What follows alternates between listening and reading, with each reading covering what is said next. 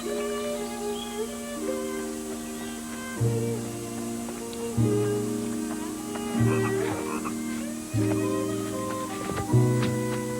some more over here. There's one. Ah! I've got him! I've got him! I've got him! It'll be just like the Grand National, only with frogs instead of horses. I reckon we should charge a penny, except girls, they're tuppence. It'll be the best bit of the whole fete, except my white elephant. There's no such thing as white elephants. Jolly well is. They're the same as grey ones, only live in cold places like polar bears. That's what makes them white, see? All that snow. Can we have free rides, William? Only if I say so. Why do you always have to be in charge? Because I'm the leader. You can't go yet. We need more frogs for the race. I know, but it's chocolate eclairs for tea.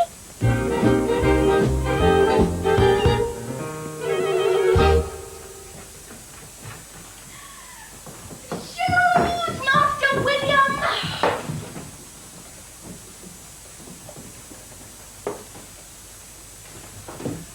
Where are they? They're in the garden. Frankly, Mrs. Brown, I'm peeved. The village fete is always opened by the owner of the hall. It's expected. Poor Mama. It's simply not fair. Well, I'm the one who should be peeved, Mrs. Brown. I always sing at the fete. I've been rehearsing for weeks. I'm Gilbert of Filbert, the nut with a K, the pride of Piccadilly, the blasé roué. Lovely. Oh, dear Miss Pole. Such a shame there won't be time for your songs and Mr. Lavering-Moon's speech. I've heard about your songs, Miss Pole. Oh, have you indeed? Yes, they're unspeakably vulgar. I beg your pardon? Silly, really. They can't be unspeakable, can they? Because there you are, speaking about them. Anyway, what does vulgar mean? You must excuse William. He gets rather muddled. Would you like to see my frog? No, thank you. No, I really must be going.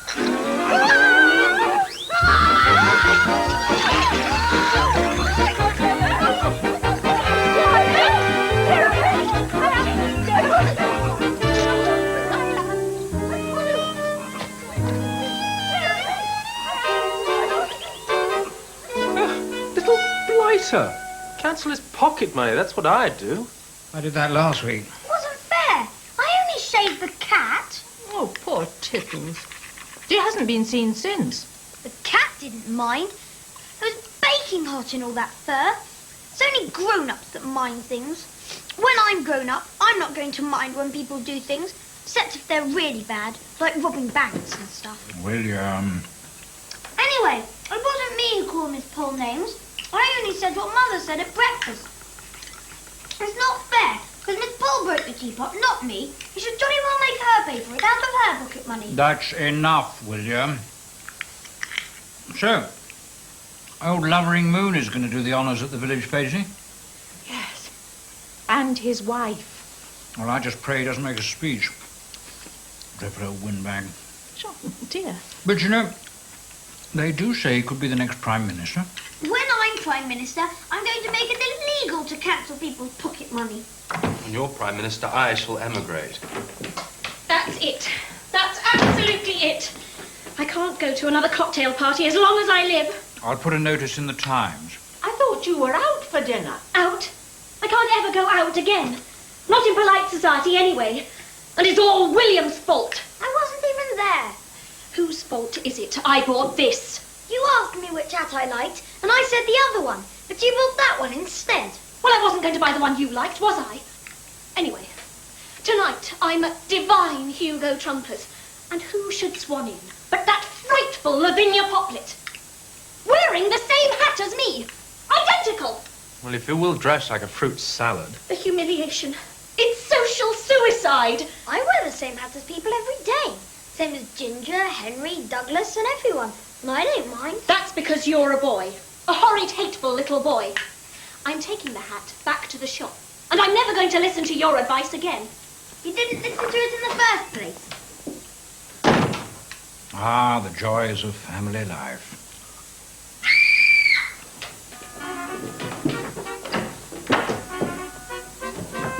Ethel,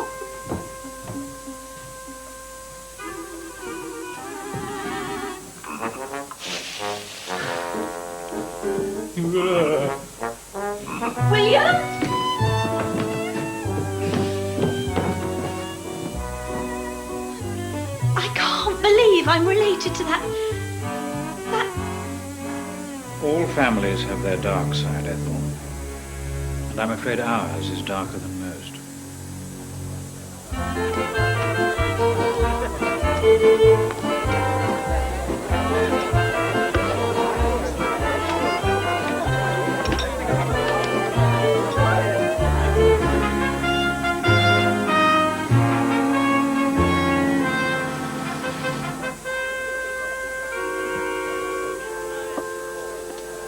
Do they bite? Of course not.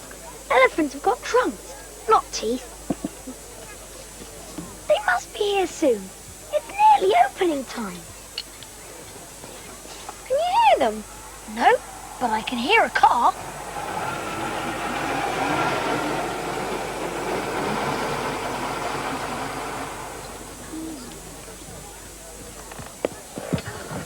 Oh, why is it always you? I was listening for elephants. Well, don't. Mr. Lovering Moon, dear lady, so good of you. We haven't a great deal of time. Duty calls, you understand. So good of you to invite us, Vicar. Is there somewhere my wife could leave her coat? Well, allow me. Now, you asked for a speech, so Archibald's prepared a few thoughts on free trade. Oh, simply thrilling.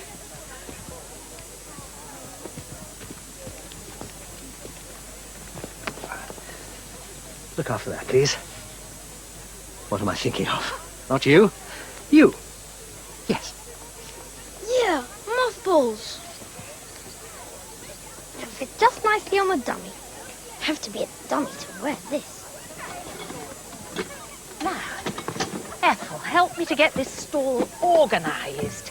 Are they here? Yes, that's them with the vicar. Not them, the elephants. The white elephants. Oh, William, what am I to do with you? You silly Billy. There's no such thing. White elephant just means any old stuff no one wants anymore. All these useless things, see? They're all white elephants. That's not elephants. That's rubbish. Exactly. Now you've got it. Well, fancy calling rubbish white elephants. If you're going to have a stall of rubbish, why not say you're going to have a stall of rubbish? Instead of calling it white elephants. Where's the sense of it? It's just a load of old broken pots and boring books. Nothing to do with elephants at all. It's a rotten swizz. Quite finished, dear? Good. Now, Ethel, where's this Hugo Trumper you've taken such a shine to? He's over there. I'll show you. Look after the white elephants. There's a dear. Well, how was I supposed to know? Right, the frog's got to run through the pipes. First without wins. Hey, you can't look for free. It's tuppence or go away. You deaf or something? Go away! This is preposterous. Coats do not just vanish into thin air. Afraid I gave it to boy. Then no doubt you can get it back. Oh, dear. Wasn't just any old coat. Belongs to the Prime Minister's wife. He's not the Prime Minister. No, but he's going to be the next one. Father said so. Tomorrow, probably. So he's practically Prime Minister already. And I was in charge of the store. So if I don't get the coat back, I'll probably be locked in the Tower of London and have my head cut off or something. Well, if you do get it back, he'll probably make you a Sir or something. Then we'll have to call you Sir William. I'm not calling him that. Look! What a cheek! Just picking up a coat without so much as by your leave.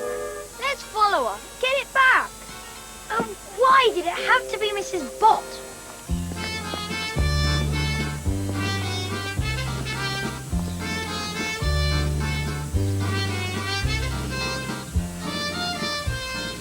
You go and ask for it. It was your stall. The vicar gave you the coat. What if Violet Elizabeth's there? She always wants to do kissing and stuff. You're just scared. I am not. Prove it.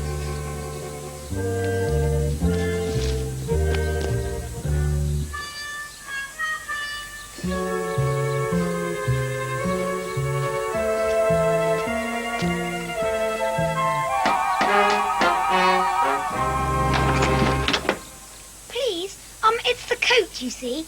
It didn't belong with the elephants, and the Prime Minister's going to be really angry. And I've already had my pocket money cancelled for shaving my cat. Clear off, you cheeky monkey!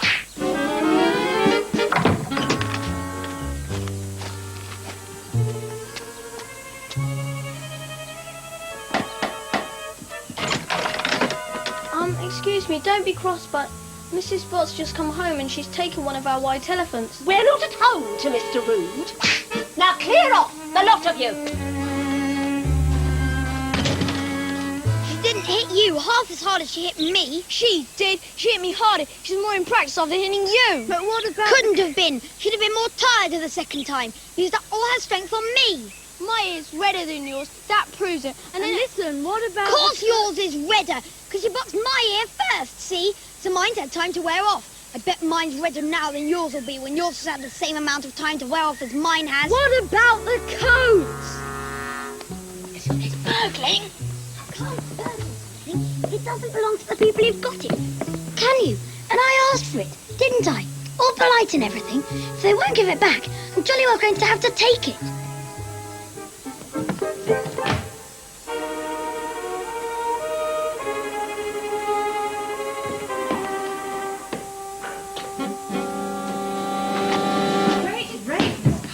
Make our case to the vicar in good time for next year's fete. Now then, this coat. Oh, yes.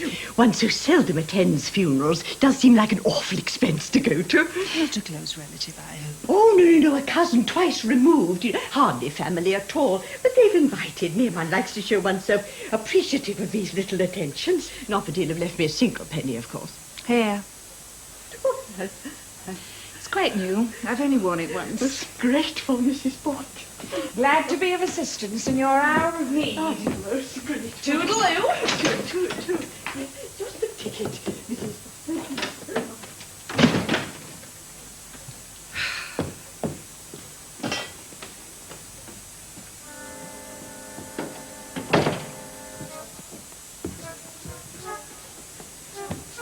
William Brown, what are you doing?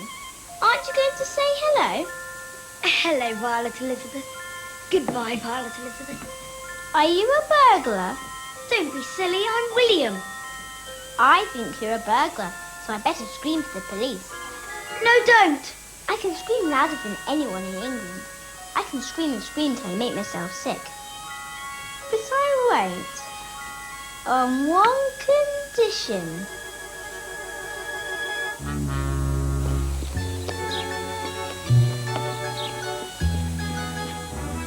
Put it on. Boys don't do dressing up. They do if they don't want to get in trouble with Mama. Who's that? Only silly Miss Poll. Mama says she can't slip a toffee. Hurry up, William. It's only a game. I know a better one. 12, 13.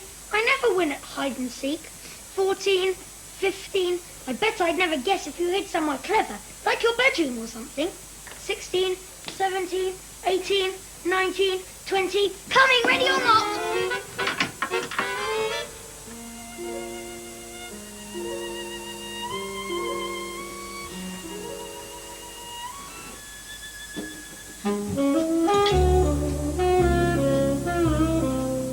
William? All we have to do is catch up with Miss Pole and get the coat off her. Where's Ginger? Wait for me! I saw the coat! I saw the coat! You can't have. Miss Pole's got it. Mrs. Bott's borrowed it to her. There's another one. Mrs. Bott had it. This one's the Prime Minister's, though. How do you know? 'Cause I'm the leader. Well, it was me that the vicar gave the coat to, and I think it's the one I saw. OK, clever clogs, you two stay and get the wrong coat, and Henry and I'll go and get the right one. What about the frog race? I can't do two things at once, can I? You sound just like my dad. William?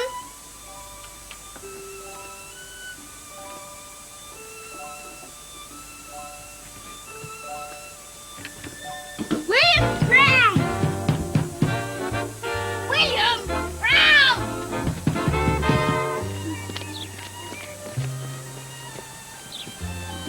We could run up and grab it off her.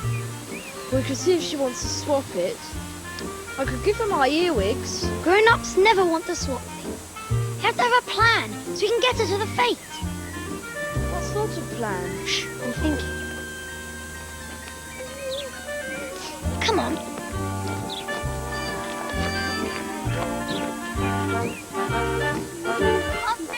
Oh, good afternoon. Oh, it's you. Please will you come and sing at the fete? Gilbert the velvet and all that. I beg your pardon? You're wanted at the fete. Oh, am I indeed? Oh, they've changed their minds at the last minute and sent you with a message, have they? Oh, it's just typical, that is, isn't it? Almost rude, one might say. Well, Gertie Poll's not one to bear a grudge. Oh, dear me, no. You will come then? Yes, the show must go on.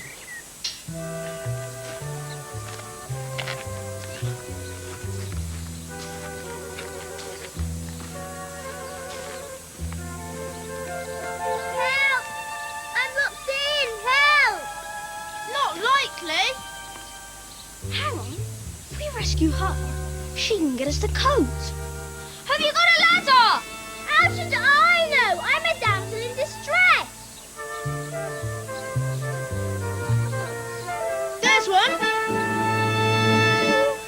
Aren't you awfully hot, Miss Pole? I'm hot. Phew. Boiling hot. Must be about 1,000 degrees.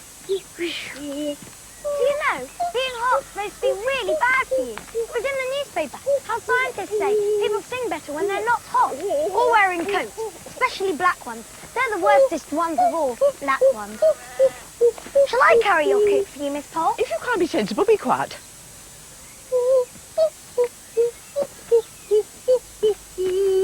It's funny. I just remembered. There was another lady at the fete wearing a coat just like yours. Exactly the same. Absolutely identity. You mean identical? That's it. Identical. At the fete, you say, another lady? Yes. Different lady, same coat. Identical.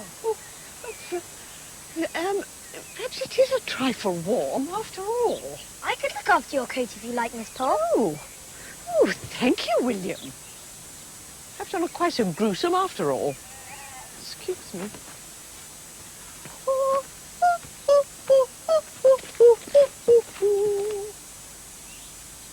I'm very cross with William. He played a trick on me, and he wouldn't play dressing up. You will, though, won't you? Not lightly.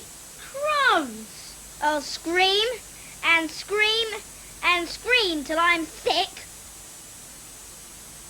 Hello, here we are. Paul to the rescue. My party, my party. Oh, 2 o'clock, nearly showtime. Oh, splendid. Now we've got to find the Prime Minister. But it's not his coat, it's his wife's. Yes, but she's only Mrs. Prime Minister, isn't she? He's the one that counts. And so it only remains for us to give a warm welcome to our very special guest. Now I'd like to begin with a few old favourites. Yes, can I help you? No, autographs after the performance. There's a good boy. Oh, you are a nice-looking chap, aren't you? You're a nice-looking fellow. No, it isn't a double act. It's just me. Off you go. Must be very hot, mustn't it? Right, here we go again. I'm Gilbert, the nut with a K, the pride of Piccadilly, the blasé. Excuse me? My ladies, my ladies would leave their women. Excuse me? Not now, boy. The Wilmot, the Colonel of the Nut. Oh, excuse me? Come away. Who is responsible for this outrage? Just typical of grown-ups. You get things back for them, you don't even notice. Too busy watching some old charwoman singing about nuts.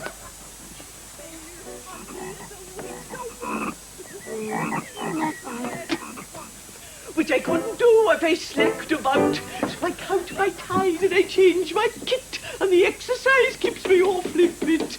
When What did I tell you? I work like Indescribably loud. go and Well, at least we've been spared old Lovering Moon's interminable speech. Flap your wings. 1, 2, 3. You're not playing properly. Please, can we go home? But it's Elizabeth. Open this door. I'm locked in. William said he put the key in the vase. Open this door. Mama, the key's in the vase.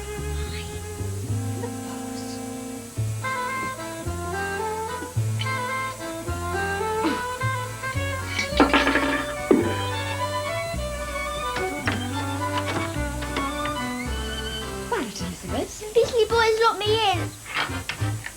Boys, in here.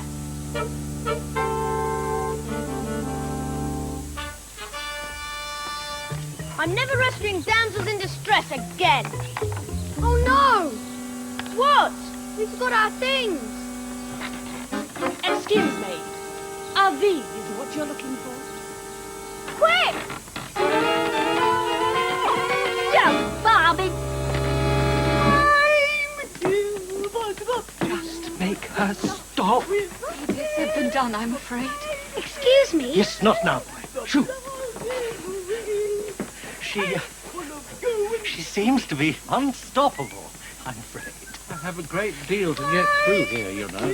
My husband has spent quite some time preparing his speech, Becca, and I suggest you ensure he is permitted to deliver it.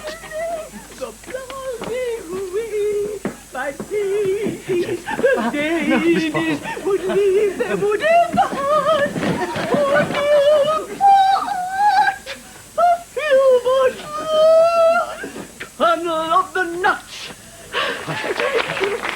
There must be someone who can stop her. So much. Now a little bit of community singing with exercise, please. Ammunition ready? Ammunition ready. Cannon ready. Cannon ready. Take aim. Fire. The Wilmot nut with the nut with a cane, the pride and the pride of its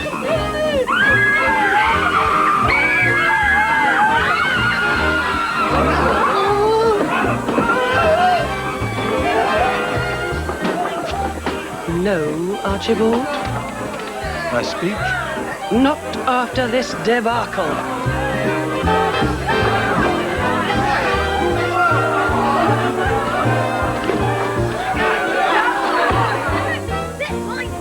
It's this one.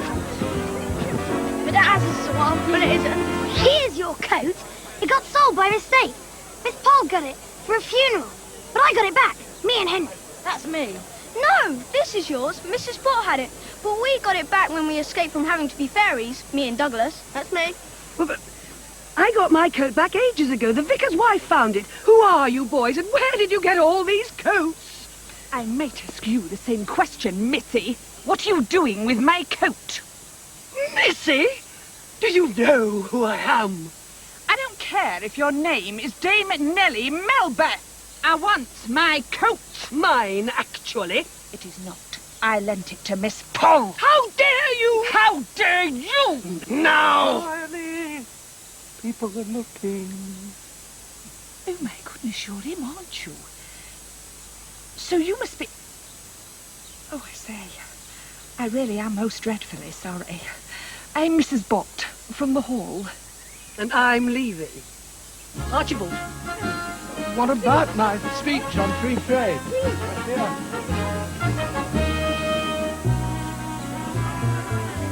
William? I don't know how. Well done. You've saved us from the windbag of Westminster. If I was you, I'd make myself scarce. What's going on? That's what I'd like to know. Behind bother like this, there's usually one person. William? Oh, no, I assure you, not this time. Who burgled my house? Who locked up my darling daughter? For hours and hours and hours. Who scared the living daylights out of me maid? He wouldn't even play fairies on the dell. I'll tell you who. And it wasn't Father Christmas. Oh, dear. Well, if that is so, I really am most dreadfully sorry. aren't we, dear? Very sorry indeed. William, where are you? William! I don't understand, grown-ups. I stopped Miss Pole from singing, just like she wanted. And some people get cross, and some people give you half a crown. And if it weren't for me, the Prime Minister's wife would never have got her coat back. If it weren't for me, Violet Elizabeth would have been locked up forever. Should have left her there. Then she'd have been there until she was just a skeleton. That'll be a laugh. Oh no! What? That was my half crown!